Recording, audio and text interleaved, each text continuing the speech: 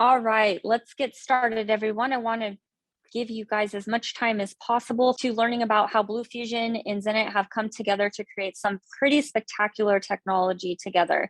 Now, whether you're an Analyst Notebook user, Bluelight client, or Zinatt client, or you're just curious to see what we've come up with, I promise today you are going to be wowed by the amazingness that we have come together to create to make your lives, quite frankly, workflow much more efficient for you guys. So I'm going to actually turn it over to Mr. Backer here momentarily, but I just wanted to briefly introduce myself. My name is Dallas Knight. I'm the Vice President of Client Success at Bluelight. Essentially, I oversee the accounts from the very beginning stages, well past the point of sale, with a primary mission of ensuring your success. I come from the field, which is why I'm so passionate about the job that I currently have. I was an intelligence analyst with the Las Vegas Police Department, signed to a federal task force for just under a decade, where I used the I2 solution, all various levels of it, quite frankly, during my tenure there. Now, where Zinatt comes in today, and which was a kind of a hole, if you will, when I was working as an analyst, is spectacular. And I'm not going to take away from John's thunder, so I will allow him to go into more detail, but I just think this marriage of these two technologies is just phenomenal. So without further ado, I'd like to introduce you to Mr. John Backer. He's the Director of Business Development and Client Success over at Zinatt Technologies, and he's going to be showing you what we have come together to create, especially for you. Mr. Backer. Thanks, Dallas. It's great to be on with everybody today. We do have really some phenomenal stuff to share today. Appreciate everyone's time. I'm going to start off with just a really quick slide deck. I was going to spend most of the time in the product, but just wanted to kind of tell you what you're going to see. So our agenda is an introduction, Qtis Overview, an actual demonstration, and then questions at the end. Right? So if there's any questions or comments you guys want, just throw them in the Q&A section in the chat, and I will go ahead and monitor those and stop if it's relevant. Otherwise, we'll hold them till the end. Okay, sounds great. All right, so Dallas briefly introduced me. A little bit about me is I'm a legacy I2 employee. I was an employee of I2 back when IBM acquired the company over 10 years ago. I spent just under 10 years at IBM working as a client technical professional, ending up on the worldwide team where I used the I2 EIA products around the world and around the country, with our primary customers, quite frankly, being law enforcement and intelligence community, and then some commercial accounts as well. I've been in my current role at Zinatt for about 2.5 years. Zinatt got started 2015, 2016 with our founder and CEO, Gabriel Rena, who was doing Title III investigations. And he faced a problem that's faced by many agencies today. Where do you store the information you uncover during the course of an investigation? And through talking to a number of law enforcement agencies, we found one of a few things. One is they write supplemental reports in their RMS, which granted is a place to store that information, but really doesn't facilitate connecting the dots. Another thing we've heard is spreadsheets, sticky notes, whiteboards, OneNote, Word documents, those types of things, which again has its own challenges, not being able to secure the information, not being able to collaborate easily. And then finally, a handful of agencies out there have some sort of case management system. But even if an agency has a case management system, it might not be giving them the tools they need to really be successful and work collaboratively with surrounding agencies as well as an option. So Qtis is a repository of information that you uncover during your investigations. All the information stored in Qtis is first organized by case, and inside of case, we have forms. We have 23 predefined forms, and one of our really phenomenal strengths is our flexibility. So we can tailor very quickly and easily Qtis to be what your agency needs it to be instead of the other way around. So we'll see these in action in a moment. frequent question we get is, well, how does the data get into Qtis? Three different ways. One, you manually enter the information. Two, you import the information. Or three, you can use our APIs, our open APIs, to get the information into Qtis. And today that's going to be highlighted by our connection to BlueFusion to help do federated searches across multiple data sources to bring all that pertinent information into your investigation and your case very quickly and easily.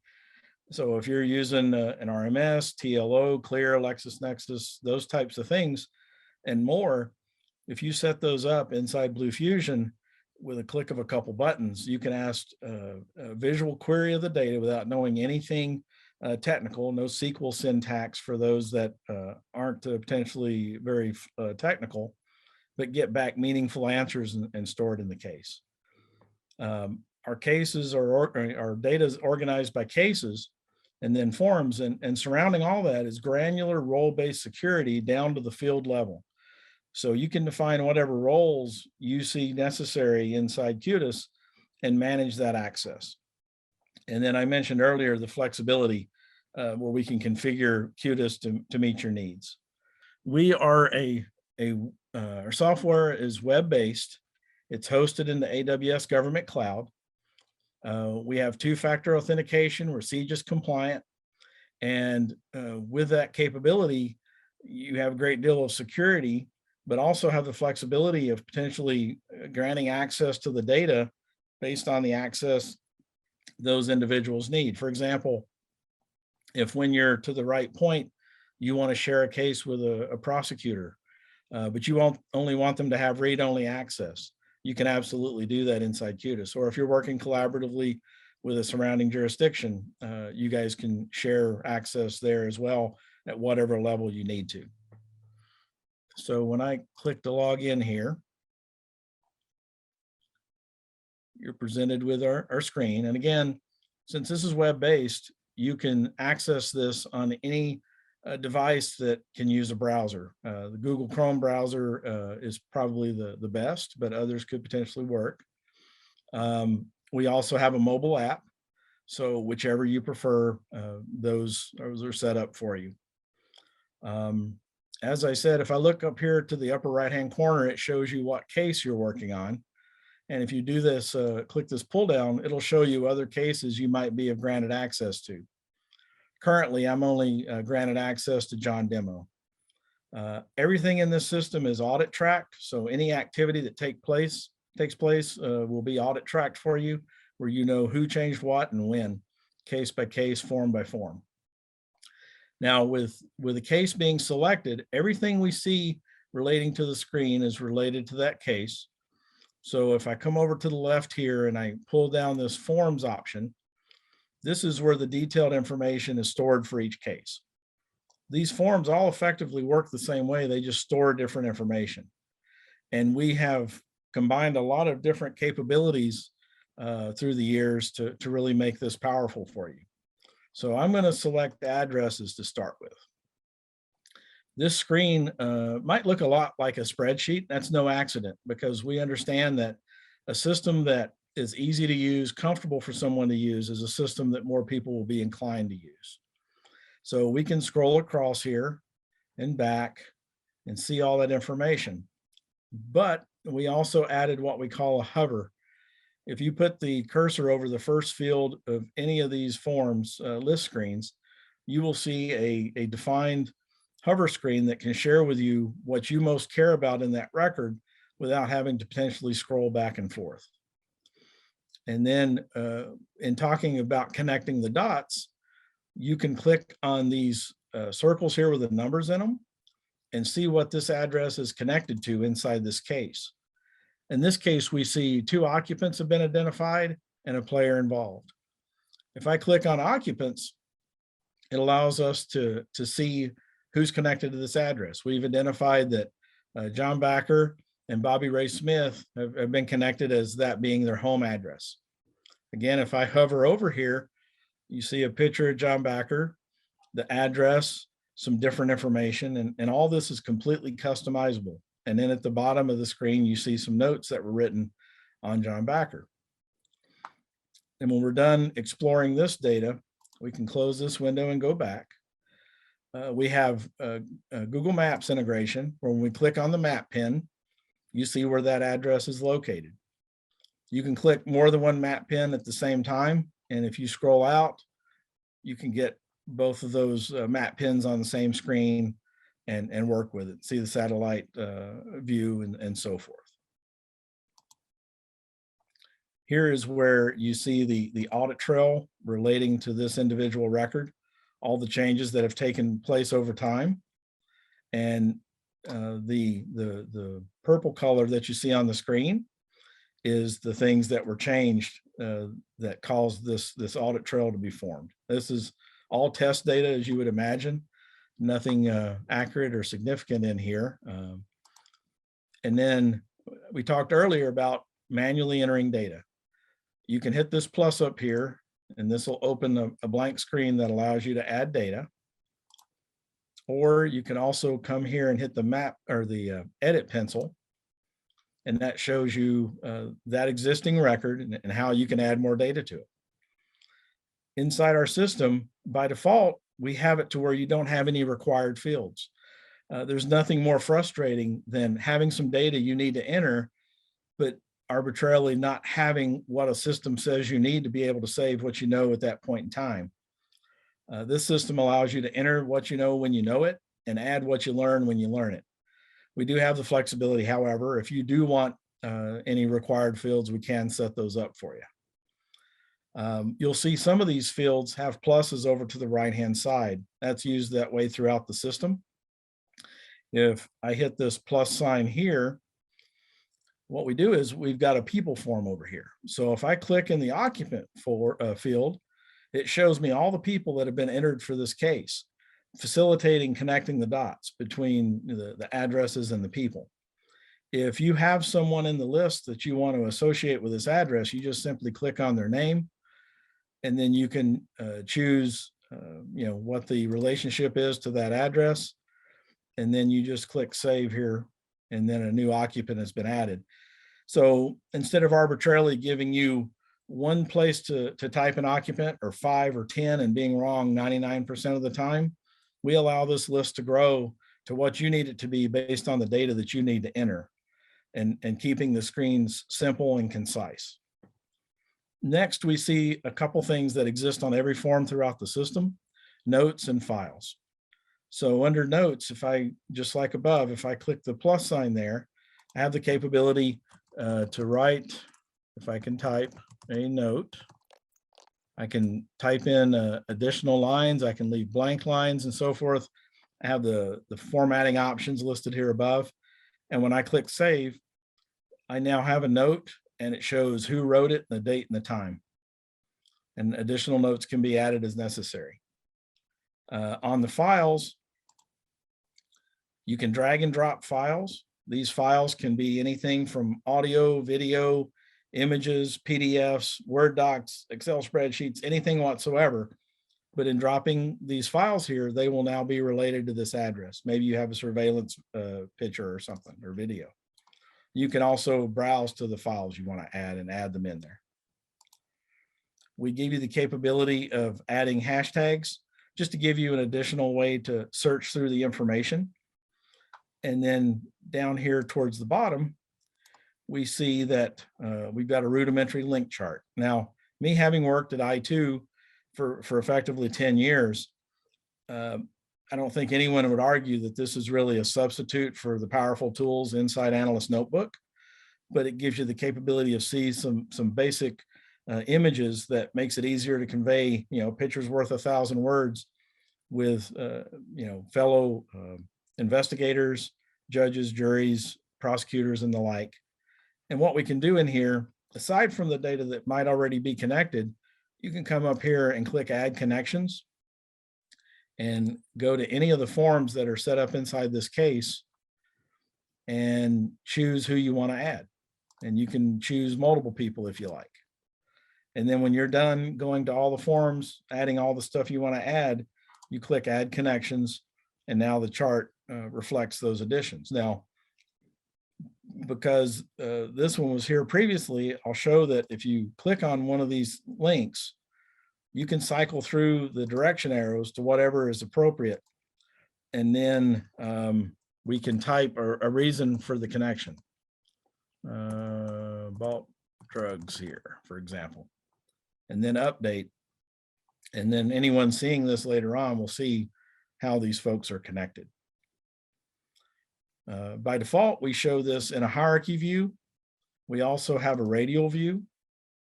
We have the capability to maximize the link chart. And inside here is the capability of setting a height and a width to where you might print it on a plotter to hang on a wall somewhere. But you can also just print this, and you can also print this individual form. So that is the basic information of how the forms all work. So we've got 23 predefined forms, but to keep this list not so overwhelming for demonstration purposes, we kind of limit this. But through our administrator tab, we can add whatever forms you want. We also have a configurator where virtually no programming is required. So if you need forms that we don't have, we can quickly, easily add them for you. And all the capabilities that exist on these forms will exist on those. Some other things that we've got in here. So we covered one thing already, right? How to manually enter and edit data. The next thing I want to talk about is some options up here on our 3-dot menu.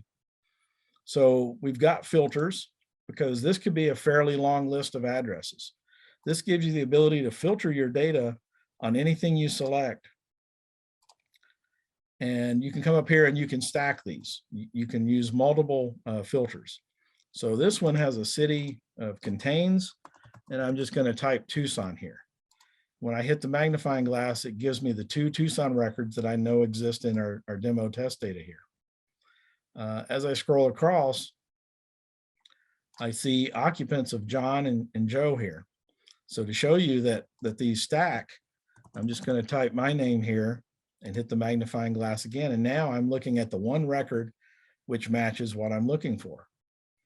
Again, you can use multiple filters to get the data down to a manageable level for you. So I'm going to get rid of this and this. And then I'm going to go in and show how you can export your data whenever you wish. So the data is always free to you to get to, in case you need to use it in other tools you might use. The second way to get data into the system is using our import option. So all you need to do here is go and select a CSV file, which is a form of a spreadsheet. And when you select that file, we already know we're looking at addresses because we hit the 3-dot menu inside addresses. So it takes the column headings down the left-hand side from the spreadsheet and does its best job to try to auto match what's going to be mapped from the left to the right.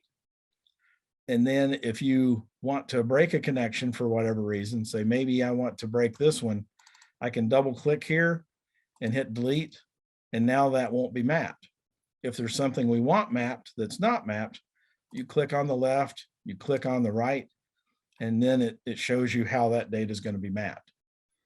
Now, when we go to the next screen here in a minute, you're going to see it asking me if I want to name the import. If we name it, we can reuse it by selecting it up here.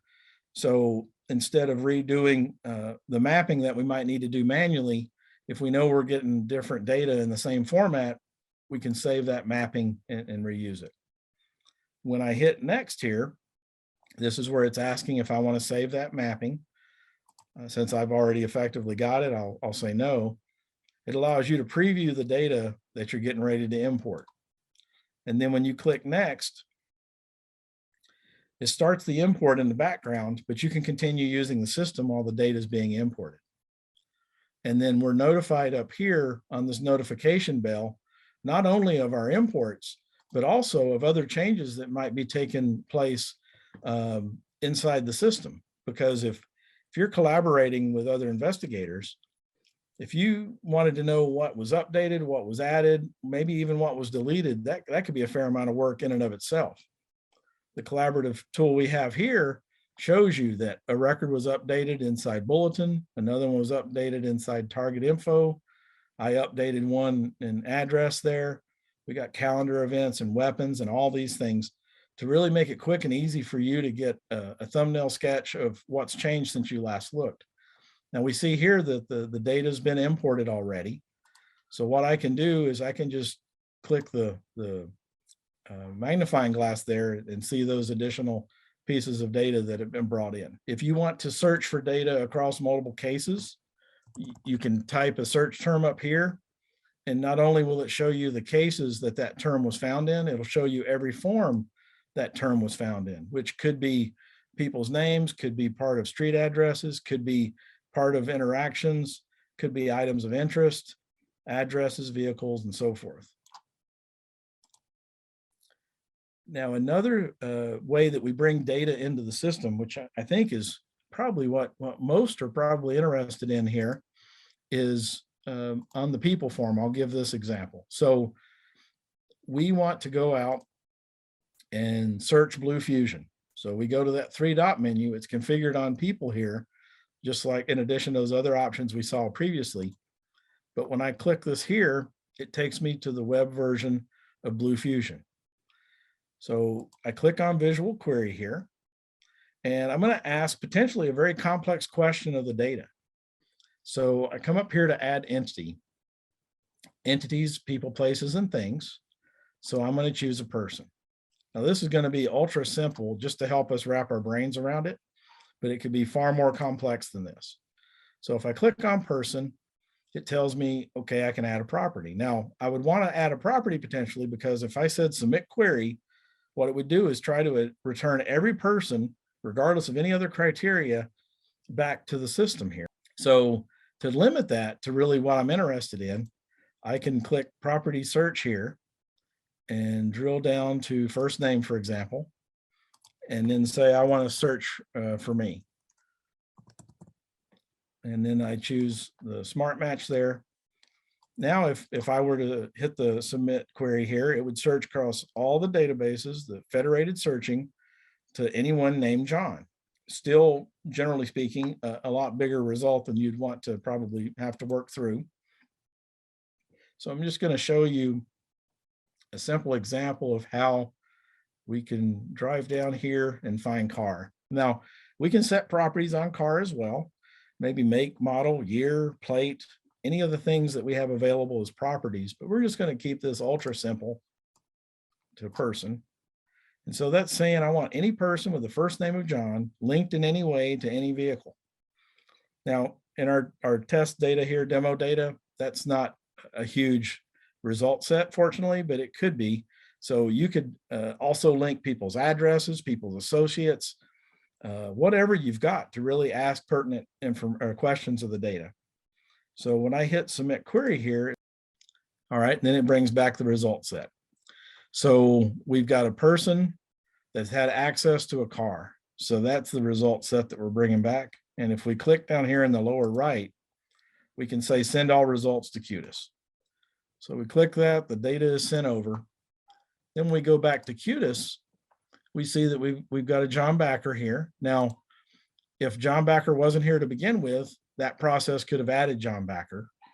But with John Backer being here already, we can enrich the data that we know about John Backer. And you can kind of see in here the types of data that we can collect from these different sources, emails, phones, identifiers like driver's licenses and so forth, passports, addresses, social media accounts, vehicles that are connected, friends and family, and so forth. And so that gives us a powerful capability to not limit ourselves to just entering information, but benefit from the data that you might already have in your RMS or other sources of information that you might be searching. But in searching those today, you might be going to those individual sources, searching them, maybe downloading a CSV and importing it that way. So you have 3 key ways to bring data into the system to make use of. And then I think I didn't do this before, but if you double click on one of these entities and it has additional connections, it'll continue to expand from there. All right, perfect. So like I said, the forms effectively work the same way. They just store different information. We also have a dashboard capability. When I click on the dashboard capability, it's showing me the data that's stored for this case. So we have financial transactions, drug transactions, subscriber information, and record count by form, items of interest, and a heat map of addresses. So we have the capability of any of these graphs throughout the system. There's a hamburger menu here that allows you to download that image in a variety of formats, where you can use it in a PowerPoint, a Word doc, a website, whatever you want to do with it. And we also have some filtering capability. Right here, for example, all the subscriber information relating to calls to a number of interest. We're seeing all the time frames that are currently entered into the case. But if we wanted to limit this data to just an individual month, we can select that and limit that data. If we have a lot more data here, we might not be able to show every phone number, and the bars might get a little skinnier than you'd like. So what we've done is we've created a zoom where we can drag across part of the graph there and zoom in and investigate that as fully as we'd like to. And then when we click reset zoom, it goes back. On the tabular view that is behind every graph in the dashboard here, we have the capability of clicking on column headings and sorting the data. So in this case, I've done a descending sort based on the frequency of phone calls. And when I go back to the chart view, now our data in the chart is organized in that way also. Since all of our data is first organized by case and then by form, this gives someone easy access to see how many records are entered of each form. And then at the bottom, we have geocoded addresses that show on a heat map here inside Google Maps. Next, we have a calendar. Now, this calendar is a little different from your personal Outlook calendar because this is a case calendar. When you're building your case, you can record in here on a familiar format what happened when as it relates to this case. You can double click on any cell in here and manually enter a calendar entry for an event that took place. But more importantly, across all the forms within our system, if you tell us when I enter this date on this form, I want it automatically reflected on the case calendar, we can do that for you very quickly and easily. So then you avoid the double entry of needing to put it in a form and then put it on the calendar. We take care of that for you. And then across the top here, we have our resource ribbon. What this is meant to be is some resources that we want to put at the fingertips of the investigators using the system. These are just examples. You can replace them with anything that your agency uses. But just for an example, under maps, we have Google Maps, Bing Maps, Mashed Maps. Here, open source intelligence relating to social media. We have the different options that we've identified there. Open source intelligence relating to websites, open source intelligence relating to travel. We have the ability to post bulletins to communicate with the broader audience here, everyone with access, and also a shift log to do a turnover where when you're running that relay race of a case, you can pass the baton forward and they don't have to look back and keep moving forward. And then we have a separate capability through Kludge, which is a media clipping capability where you can maintain the integrity of a media clip, but still annotate it and clip it and store it inside Qtis in a way that's quicker, easier, more meaningful for a case. And then under the administrator tab, not everybody would potentially have access to this, but this is where cases are managed, users are managed, and permissions are managed. So if we click on roles management, and I want to look on the permissions that I've got associated with the demo case, I can come in here, and it's really just as simple as if I want to take the dashboard away from someone of a certain role, I can remove that check mark. And when I save this, anyone assigned to the demo role will not see the dashboard. One caveat to this, if we click it one more time, it goes to a circle with a line through it. And what that represents is if someone has access to more than one role And one of them is this one. That means regardless of what the other role says, you are not seeing the dashboard. But generally it's a check mark or no check mark. And you see here the ability to control creating, editing, deleting, importing data. All these different things that can be hidden and turned on. On some of these, where we have the ability to add additional options, you can drill down all the way to the field level on a form using this. And then when you save it, then you have the roles defined. You can enter users, you can import users just like you can on any forms within our system. And then when you come to role assignment, you can choose an individual user, click view details, and it shows you John has access to John demo case using the role of demo.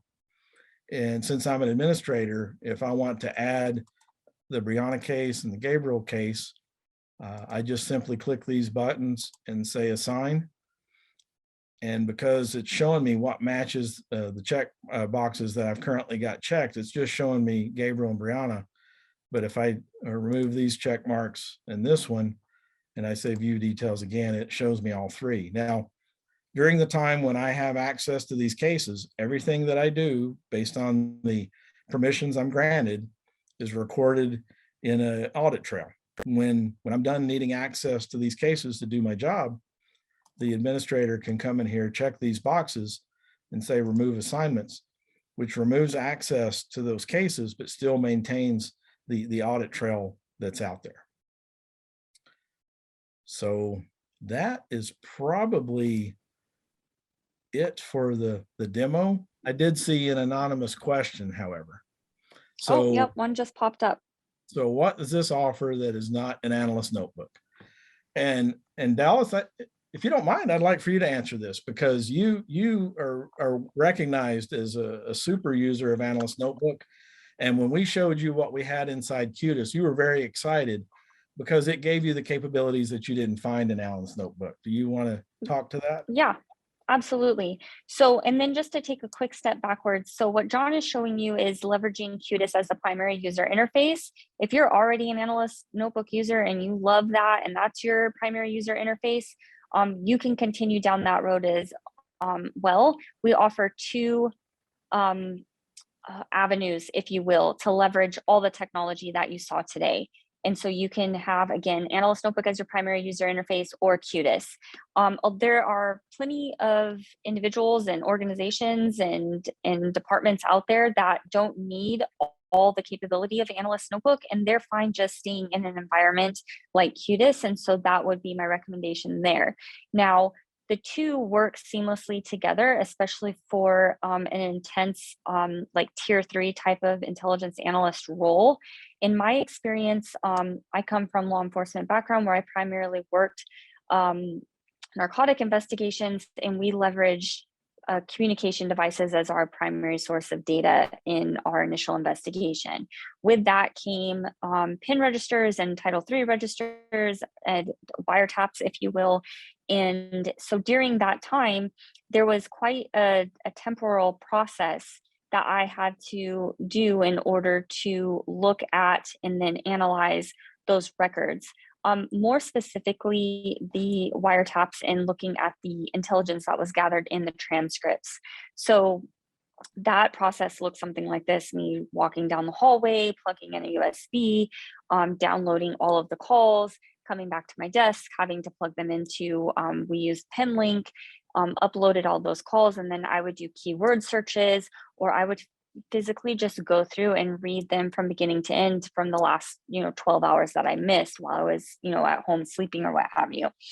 And so this program streamlines a lot of that. It automatically tags, if you will, and flags and indexes key bits of intelligence for you, and allows the monitors and the transcribers that are working the wire room to automate that process. So you already, when you walk into that room or when you access this solution, you're already going to have a robust intelligence product waiting for you. So it's saving you time and energy, quite frankly.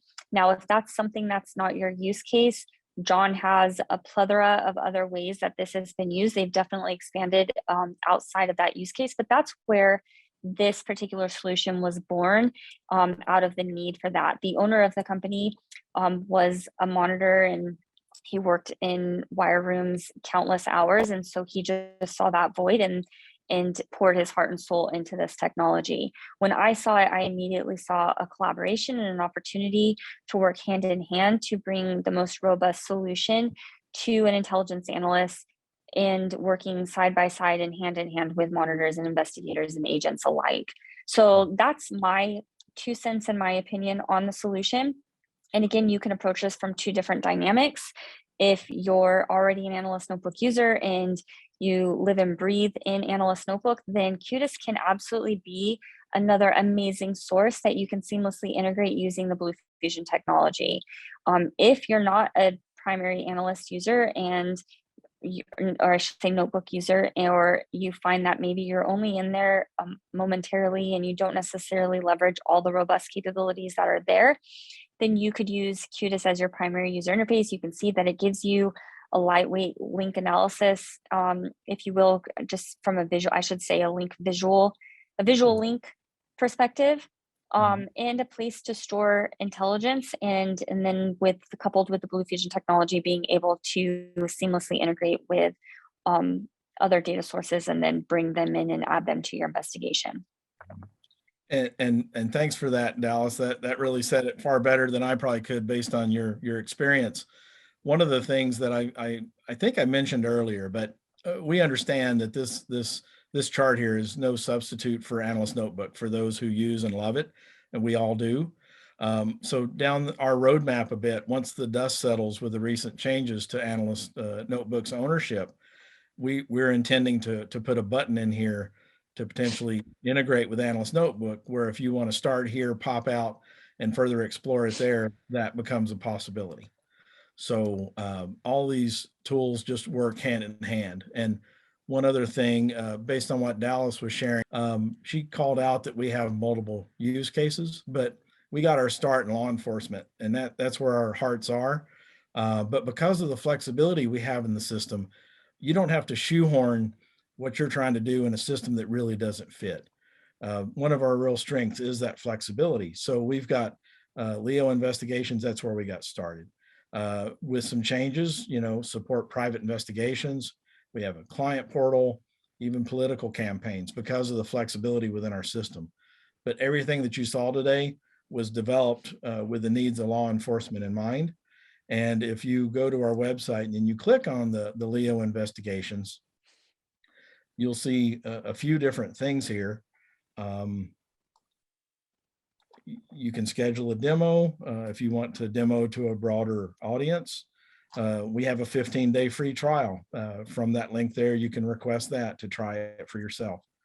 And then down towards the bottom, we have our transparent pricing and some testimonials. Now, our transparent pricing is we charge $150 per concurrent user per month.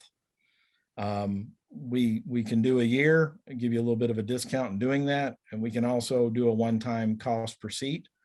But just speaking about the concurrent user for a moment, if you've got 100 investigators you work with day in and day out, or 100 users that need access, whether they're investigators or not, and at only one point in time, there might be 25 or 33% of the people using the system. You pay for just that max number you're expecting to be in the system simultaneously, but yet everyone in your organization who you want to be in the system can absolutely have access to the system. So that's a very affordable way to get this in the most hands possible. Again, thank you so much for spending some time with us today. And John, thank you so much for the presentation. I greatly appreciate you partnering with us. I love this marriage that we've been able to make here with the main mission of helping our clients have a more streamlined workflow. Absolutely. Thank you for the opportunity.